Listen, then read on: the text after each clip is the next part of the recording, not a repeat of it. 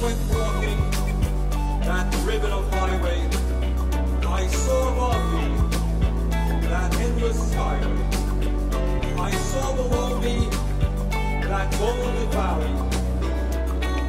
This land was made for you and me. Well, I think to teach a man to hate himself is much more criminal than teaching him to hate someone else. We live in a world today where there are several 100 million people starving to death. They're starving to death right now.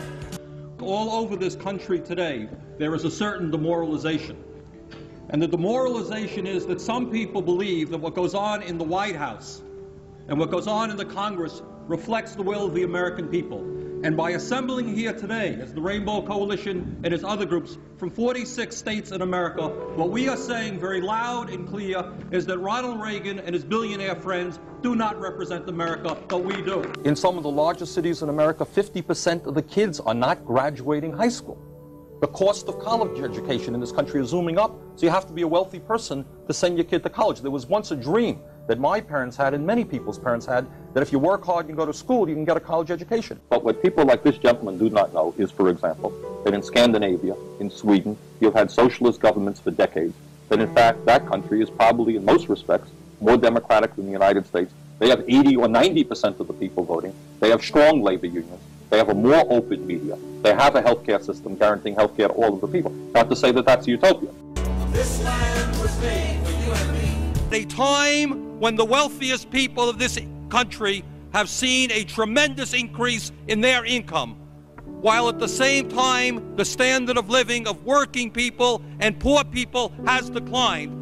I will be damned if I will vote for a proposal which will stick it to the middle class and the working people. And Mr. Speaker, I've got a problem. I've got a problem with a president and a Congress which allows 5 million children to go hungry, 2 million people to sleep out on the streets, cities to become breeding grounds for drugs and violence.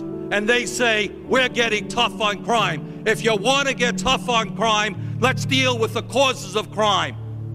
Let's demand that every man, woman, and child in this country have a decent opportunity and a decent standard of living. Let's not keep putting poor people into jail and disproportionately punishing blacks. While our children go hungry and sleep out on the streets, lack adequate health care or educational opportunity, the wealthiest people in this country have grown far richer while their tax burden has declined. We have an approach to campaign financing which, to a very large degree, allows wealthy people and major corporations to buy and sell politicians.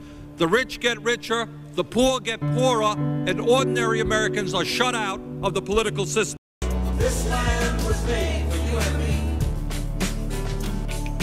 This land was made for you and me. The grotesque level of inequality is immoral, it is bad economics, it is unsustainable. This type of rigged economy is not what America is supposed to be about. This has got to change. And as your president, together, we are going to change it. This land was made for you and me.